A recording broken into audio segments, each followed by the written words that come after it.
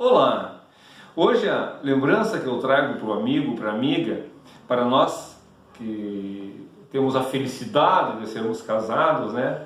É uma lembrança de que há mais ou menos 40 anos atrás, antes de casarmos, acho que todos nós que casamos no religioso somos obrigados a fazer aquele curso pré-nupcial. No meu caso, era um curso que havia na Igreja São Miguel, ministrado pelo padre Pedrinho Matiello. Eram 2 sábados, durante algumas horas à noite ali, que a gente tinha que assistir aquelas palestras para depois poder casar na igreja, né?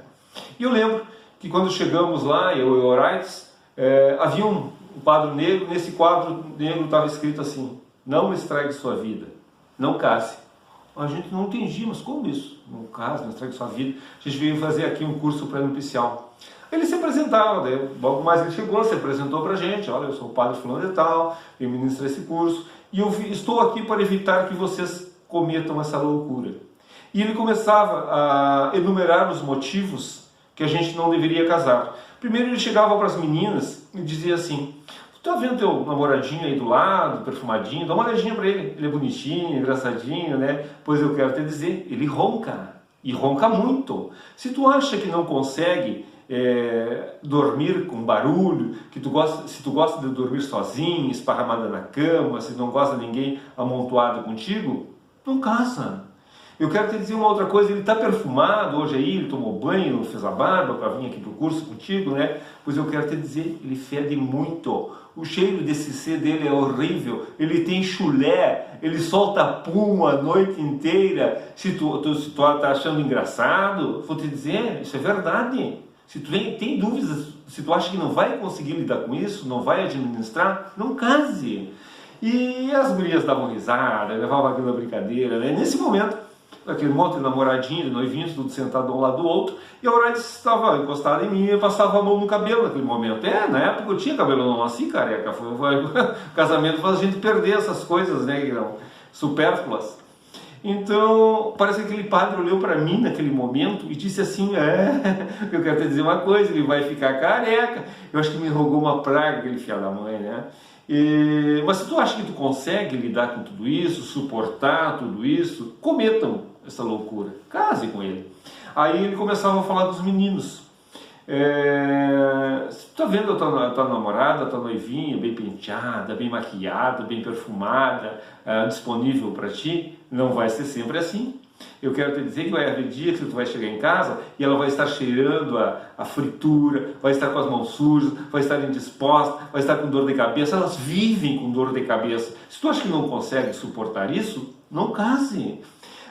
Se você gosta de sair final de semana sozinho com os teus amigos, jogar futebol, jogar conversa fora, ir no barzinho beber, esqueça. Depois que tu casar, não tem mais isso. Ela vai ter que controlar 24 horas por dia, 7 dias por semana. Tu atrasa 5 minutos, vai ter um escândalo em casa.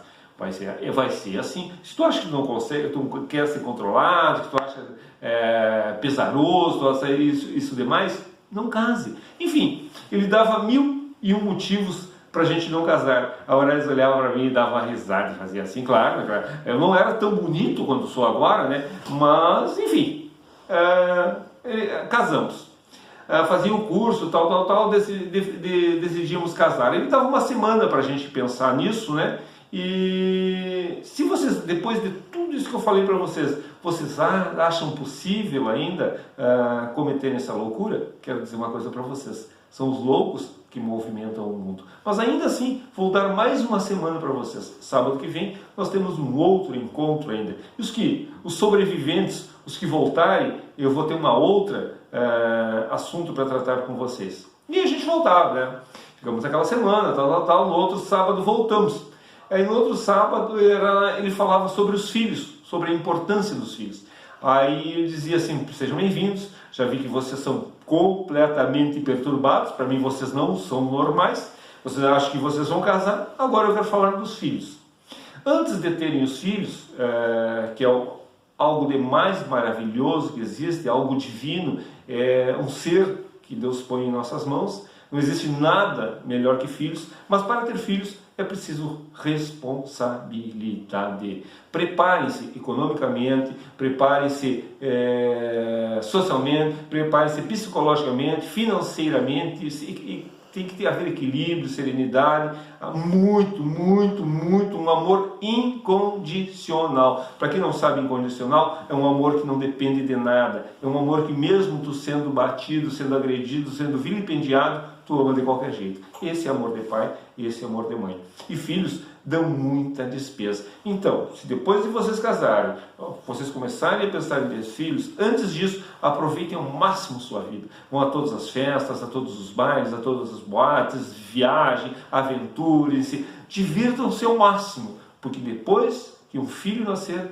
filho é para sempre, filho é para o resto da vida. Filhos não são brinquedos que tu guarda numa gaveta, não são bonecas que tu guarda na prateleira, filhos são para o resto da vida. E esquece aquela ideia de deixar filhos com a avó, com as avós, com os avós, para poder sair final de semana. Não, avós e avós são para se divertirem, são pais com açúcar, são para terem prazer com os netos, não terem trabalho, eles já criaram vocês. Assumam sua responsabilidade, prepare-se muito financeiramente, porque vocês não imaginam o que filho dá de despesa, e quanto mais crescem, mais despesas dão. Então vocês vão ter filhos para o resto da vida e as despesas vão ser sempre cada vez mais grandes e cada vez mais frequentes. É preciso muita responsabilidade. Na dúvida, não tenham filhos. Na dúvida, deixem para mais adiante. Mas se depois disso tudo, vocês ainda insistirem em casar, ainda insistirem em ter filhos,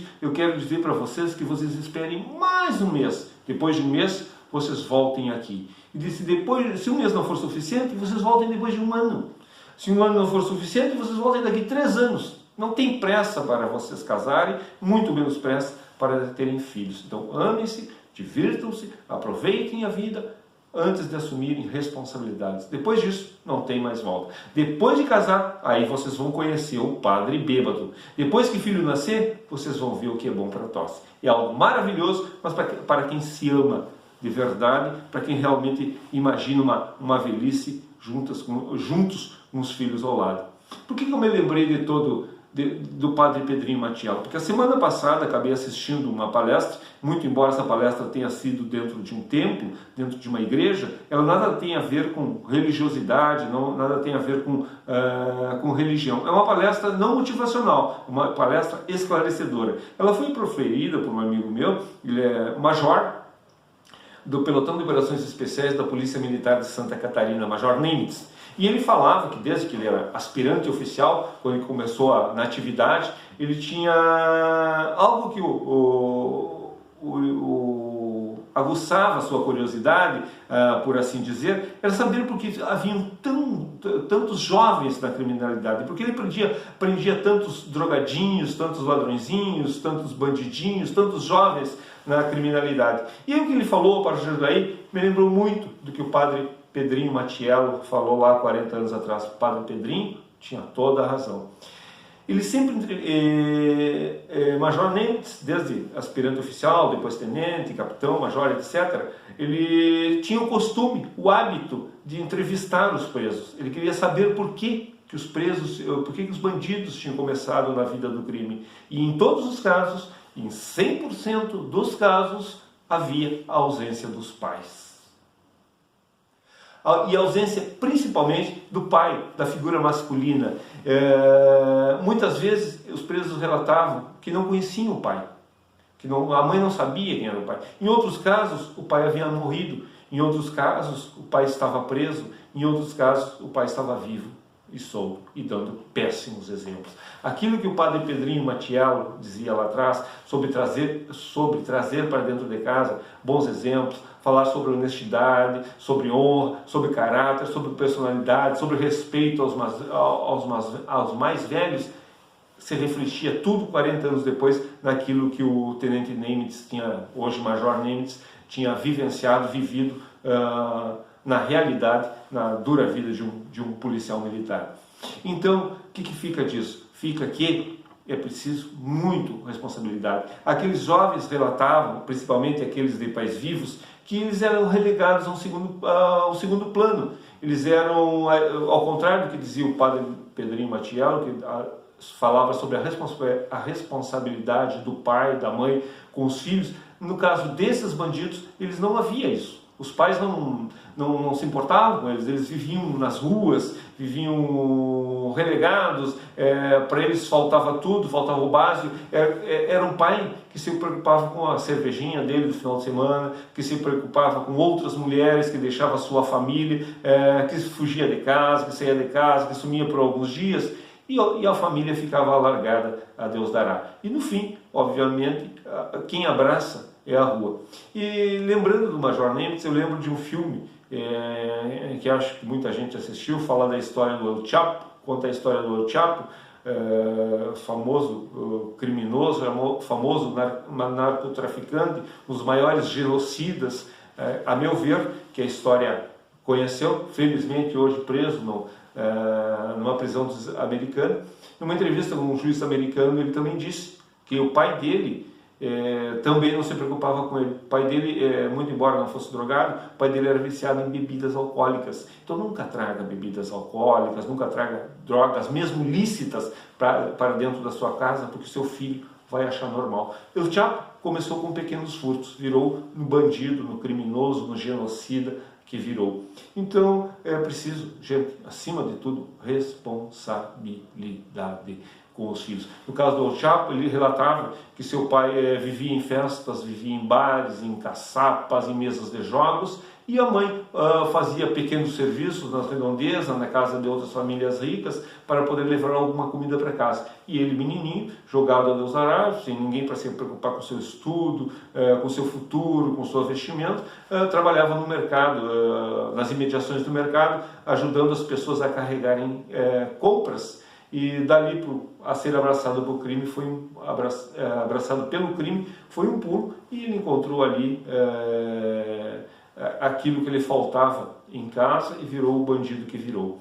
Então, sempre existe a ausência do pai. Em 100% dos casos existe a ausência do pai, quando no caso de bandidos, de criminosos, de drogados. Então é preciso responsabilidade. E isso faz a gente entender, porque não sei se vocês assistiram um filme, eu não lembro do filme, mas é um filme que conta de um condenado à cadeira elétrica nos Estados Unidos. Esse filme fala que, já preso na cadeira elétrica, conta a história, o último pedido dele foi para dar um beijo no pai, muito embora ele já não se desse com o pai há muitos anos. Ele já amarrado na cadeira de rodas, o carrasco permite aquilo, permite que o pai dele entre na sala e se aproxime o rosto daquele filho. E o filho, simulando dar um beijo no pai, agarra com os dentes a orelha do pai e não solta mais. Agarra com muita raiva, com muito ódio e não solta mais. Os carcereiros, os policiais ali são obrigados a interferir, e quando conseguem soltar o pai da boca do filho, ele tinha arrancado a orelha do pai. Depois, ele perguntado por que ele fez aquilo com o pai dele, ele disse que o pai dele foi o responsável, ou por estar ausente, por ele estar ali naquele momento sendo executado na cadeira de rodas. É claro que é um filme, né? É um filme baseado em fictício, né? Ele não é um fato real, mas nos ajuda a entender, porque em muitos casos a gente vê pais, filhos matando pais, porque no subconsciente deles, eles se dão conta de que eles não pediram para vir ao mundo. Eles foram gerados, eles foram planejados, não foram planejados, vieram e foram jogados a Deus dará. E aí, obviamente, eles se sentem como que sendo penalizados pelos pais, pela ausência dos pais, pela despreocupação dos pais. Bom, espero ter dado a minha colaboração, espero que o amigo, a amiga aproveite essa reflexão. Quero desejar a todo mundo uma ótima semana.